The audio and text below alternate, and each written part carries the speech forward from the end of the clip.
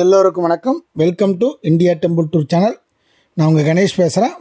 நம்ம சேனலில் வந்து பழமையான ஸ்தலங்களும் அந்த ஸ்தலங்களுடைய வரலாற்று செய்திகள் எப்படி போகணும் அப்படிங்கிறத பற்றி பார்க்குறோம். அந்த வகையில் இந்த வாரம் நம்ம பார்க்க போகிறது ஸ்ரீ யோக ஆஞ்சநேயர் கோயில் ஷோலிங்கர். இந்த கோயிலை பற்றி தான் பார்க்க போகிறோம்.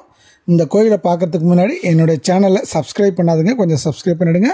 பக்கத்தில் உள்ள பெல் பட்டன் அழுத்தி தொடர்ந்து என்னுடைய பதிவுகளை பார்க்கலாம். நீங்கள் வாங்க கோயிலை பற்றி பார்க்கலாம். இப்போ ஷோலிங்கர் என்றாலே நமக்கு நினைவுக்கு வருவது இந்த வையகத்தில் மனிதர்களையெல்லாம் வாழ வைக்கும் யோக நரசிம்மர் தான் நமக்கு நினைவுக்கு வருவார். சுமார் 1305 படிக்கட்டுகள் கொண்ட பெரிய மலையில் யோக நரசிம்மர் இருக்கிறாரு. இந்த மலைக்கு அருகிலேயே சுமார் 406 படிக்கட்டுகள் கொண்ட சின்ன மலை என்று அழைக்கப்படும் மலையில் யோக ஆஞ்சநேயர் அருள்பாலிக்கிறார். நுழைவு வாயில் முன்பு உள்ள படிக்கட்டில் பக்தர்கள் கற்பூரம் ஏற்றி வணங்கிவிட்டு மலையை ஏற துவங்குறாங்க. 406 படிக்கட்டுகள் கடந்து தான் நான் மேலே வந்தால் இறைவனை கோயிலை அடையலாம். படிக்கட்டில் நடந்துட்டு கோயில் வரலாற்றை பார்க்கலாம். இந்த கோயிலுடைய தலபுராணம் அப்படின்னு பார்க்கும்போது, இந்திர தூமன் என்னும் அரசன் ஒரு முறை கவரிமானை வேட்டையாடி அதனை துரத்தி கொண்டே சோழ சிம்மபுரம் காட்டுக்குள் நுழைந்தார். அவர் துரத்தி வந்த மான் அங்கு சின்ன மலையில் ஏறத் தொடங்கியது. மன்னனும் விடாமல் மலை மீது ஏறினான். ஆனால் அவன் கண்முன்னே அந்த மான் ஜோதி சுரூபமாக மாறி பின் மறைந்து விட்டது. ஆச்சரியமடைந்த மன்னர் அன்று முதல் அகிம்சையை பின்பற்றினார். ஸ்ரீ யோக நரசிம்மரின் விருப்பம்படி மன்னனை அகிம்சை பாதையில் திருப்ப ஸ்ரீ யோக ஆஞ்சநேயர் மானை ஆட்கொண்டு ஜோதி சுரூபமாக மாற்றி இந்த நரசிம்மர் குடியிருக்கும் மலையில் ஏறும் எந்த ஒரு உயிருக்கும் ஸ்ரீ ஹரியின் வைகுண்டத்தில் இடமுண்டு, முக்தியும் உண்டு என்று யோக ஆஞ்சநேயர் தோன்றி மன்னருக்கு அருளாசி வழங்கினார்.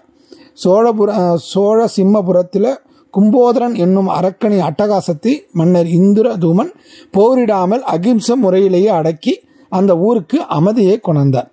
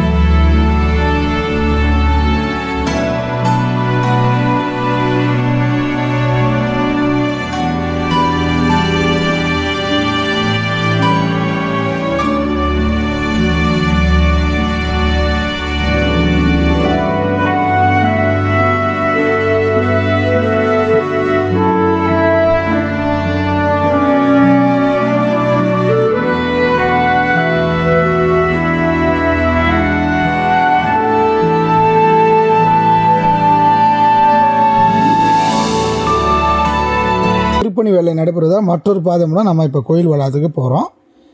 மேற்கு நோக்கி அமைந்துள்ள கோயிலில் மேற்கு நோக்கிய ஸ்ரீ யோக ஆஞ்சநேயர் குடிகொண்டுள்ளார். ஸ்ரீ ஆஞ்சநேயர் ஸ்ரீ யோக நரசிம்மரை பார்த்தவண்ணம் யோக நிலையில் இருக்கிறார். உள்ள நுழைந்தவுடன் மிகப்பெரிய வெளிப்பிரகாரத்தை நம்ம காணலாம். பிரகாரத்தின் நடுவே அழகான குளம் இருக்குது. பார்த்திங்கன்னா இந்த குளத்தில் அனுமன் தீர்த்தம் என்று பெயர் அழைக்கிறாங்க. இந்த அனுமன் தீர்த்தமானது மிகவும் புனிதமானது. இந்த தீர்த்தத்தில் தான் அனுமனுக்கு திருமஞ்சனம் நடக்கிறது. மனநலம் பாதிக்கப்பட்டவர்கள், குடும்ப பிரச்சனையில் உள்ளவர்கள் இந்த குளத்தில் குளித்து படியில் படுத்து ஹனுமனை நினைத்து தியானித்து பின்பு அவரை தரிசித்தால் அவர்களின் கனவில் வந்து விருப்பத்தை நிறைவேற்றி அவர்களை மனநலம் பாதிப்பிலிருந்தும் குடும்ப பிரச்சனையிலிருந்து விடுபட செய்கிறார் என்று இன்னும் பக்தர்கள் நம்புகிறாங்க. இன்னும் பக்தர்கள் வந்து குடும்பமாக வந்து இங்கே நிவர்த்தி செய்து கொள்கிறார்கள். நாம் இப்போது ஹனுமன் சன்னதியை நோக்கி செல்வோம். அனுமன் சன்னதியான சிறிது உயரமான இடத்துல உள்ளது. ஸ்ரீ ஆஞ்சநேயர் ஸ்ரீ யோக நரசிம்மரை பார்த்த வண்ணம் யோக நிலையில் 4 திருக்கரங்களுடன் யோக நிலையில் அமர்ந்திருக்கும் ஆஞ்சநேயர் மேல் 2 திருக்கரங்களிலையும் பகவான் ஸ்ரீ யோக நரசிம்மரால் கொடுக்கப்பட்ட சங்கும் சக்கரமும் அலங்கரிக்கின்றன. சன்னதியின் எதிரே உள்ள துவாரத்தின் வழியாக பார்த்தால் யோக நரசிம்மர் குடிகொண்டுள்ள கோயில் தெரியும்.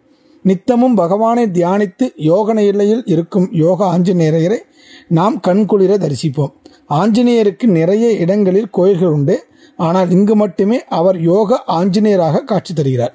இங்கு யோக மூர்த்தியாக மட்டுமில்லாமல் அகிம்சை மார்க்கத்தை நிலைநாட்டியவரும் ஆவார். அவரை தரிசித்து விட்டு நாம் வந்தால் ரங்கநாதர் மற்றும் ஸ்ரீராமர் சன்னதியை அங்கே சுவாமியை தரிசனம் பண்ணிட்டு திரும்பவும் நம்ம வெளிப்பிரகாரத்துக்கு அந்த கொஞ்சம் குளம் இருக்கிற பகுதிக்கே வந்துடுறோம். இப்போ ஞாயிற்றுக்கிழமை அன்று அருள்மிகு யோக ஆஞ்சநேய சுவாமிக்கு சங்கு சக்கரங்களை பெற்று ஸ்ரீ வைஷ்ணவ தீட்சை பெற்று பரிபூர்த்தியை அடைந்ததாக சரித்திரம் கூறுகிறது. ஆடி மாதம் ஏகாதசி அன்று மகான்கள் மடாதிபதிகள் தவசிரேஷ்டர்கள் மூலமாக சங்கு சக்கர தப்த முத்ராதாரணம் செய்து கொண்டால் முக்தி நிச்சயம். கார்த்திகை மாதத்தில் ஒவ்வொரு ஆண்டும் வெள்ளி ஞாயிறு தினங்களில் பெரிய மலையில் பெருமாளுக்கும் தாயாருக்கும் சிறப்பு திருமஞ்சனம் அலங்காரம் மற்றும் உற்சவம் நடைபெறுகிறது. அதே போல சிறிய மலையில் ஞாயிறண்டு அருள்மிகு யோக ஆஞ்சநேயருக்கும் சிறப்பு திருமஞ்சன அலங்காரம் மற்றும் பிரார்த்தனைகள் உற்சவங்கள் விசேஷமாக நடத்தப்படுகிறது. கோயில் திறந்திருக்க நேரம் நான் டிஸ்கிரிப்ஷனில் கொடுக்குறேன். இந்த கோயிலுக்கு எப்படி போகணும் அப்படின்னா வேலூரிலிருந்து 52 கிலோமீட்டர் தூரத்திலும், ராணிப்பேட்டையிலேருந்து 29 கிலோமீட்டர் தூரத்திலையும், திருத்தணியிலேருந்து 26 கிலோமீட்டர் தூரத்திலையும் சொல்லிங்க இருக்கிறேன். சென்னையிலேருந்து அரக்கோணம் வழியாக எங்கள் கோயிலுக்கு செல்லலாம். நம்ம இதோட இந்த வீடியோ முடிச்சுக்கிறேன். அடுத்த வாரம் வேற ஒரு ஸ்தலத்தை பற்றி பார்க்கலாம். நன்றி, வணக்கம், திருச்சிற்றம்பலம்.